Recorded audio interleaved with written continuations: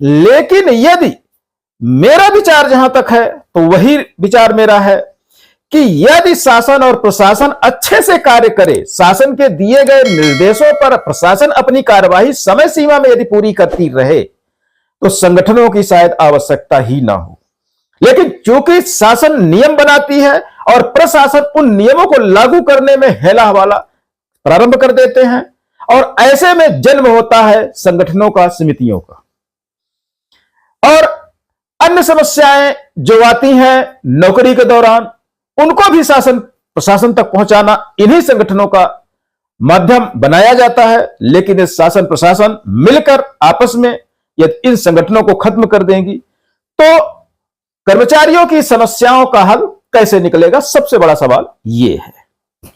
साथियों नमस्कार, मैं कमलेश्वर सिंह फिर एक नए अपडेट के साथ साथियों उपस्थित हुआ हूं। साथियों, आज का अपडेट बहुत ही गंभीर है। आप शायद पेपरों में पढ़ ही रहे होंगे, आपके बीच कटिंग चल ही रही होगी। उसी के बारे में हम आपसे चर्चा करने आए हैं।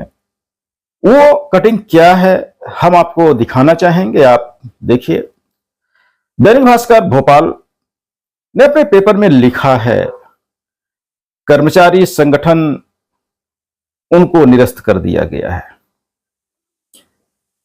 लेकिन यहां पर हम आपसे एक बात कहना चाहेंगे कि यदि इस तरह से कर्मचारी संगठनों को शासन और प्रशासन के द्वारा खत्म कराया जाएगा, क्योंकि पेपर में स्पष्ट लिखा हुआ है कि फर्म एंड सोसाइटी जो है, ये जो विभाग है जहां पे संघ और सोसाइटियों का रजिस्ट्रेशन होता है, समितियों का रजिस्ट्रेशन होता है, वो माननीय मुख्यमंत्री मध्य प्रदेश के अंडर में है। और चूंकि ये कर्मचारी संघ जो है लगातार कर्मचारी हित में काम करते हैं, अपनी समस्याओं को शासन प्रशासन तक पहुंचाते हैं, तो कहीं ना कहीं मुझे ऐसा लगा इस निरस्तीकरण के कारण संघ में क्या कार्यवाहियां हो रही हैं, समितियों में क्या बैठक हो रही हैं, मैंने ये ज्यादा नहीं रखता है। लेकिन उनको नोटिस किया जा सकता था, दिया जा सकता था, दिया भी गया है। उनको रिमाइंड कराया जा सकता था, एक बार नहीं 2 बार कराया जा सकता था कि आपको में के सोसाइटी में कि आपकी सोसाइटी में फलाना फलाना कार्य किया जाना है, उसको पूर्ण नहीं किया गया है, यदि आप इसको पूरा नहीं करते हैं तो इसको तत्काल निरस्त कर दिया जाएगा। लेकिन सीधे सोसाइटी को ही, संघ को ही निरस्त कर देना कहीं ना कहीं डिक्टेटरशिप इसमें तो पूरी तरह दिखती है। क्योंकि यदि इस तरह से होगा तो कर्मचारियों की जो समस्या है शासन प्रशासन तक कैसे पहुंच पाएंगी। यदि संगठनों को ही खत्म कर दिया जाएगा तो, और भी इतने पुराने संगठन, लाखों कर्मचारी इनके अंडर में काम करते हैं, इनके साथ मिलकर काम करते हैं, अपनी समस्याओं को इनको रखते हैं, तो ये संघ शासन प्रशासन तक पहुंचाते हैं।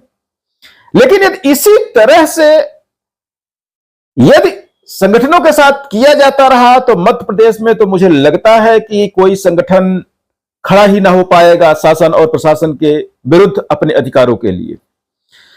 तो ये जो कृत्य रहा है, तो मैं तो इतना ही कहूंगा कि कर्मचारियों के हित में नहीं है।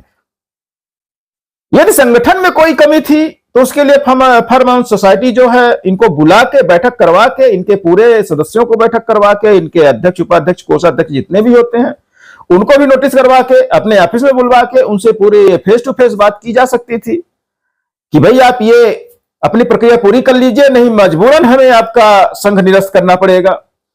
लेकिन यहां निरस्त कर दिया गया, साथ में ही निरस्त होते ही प्रकरण हाई कोर्ट में भी पहुंच गया है। अब हाई कोर्ट इस पर क्या जवाब देता है उसका इंतजार हमें करना पड़ेगा।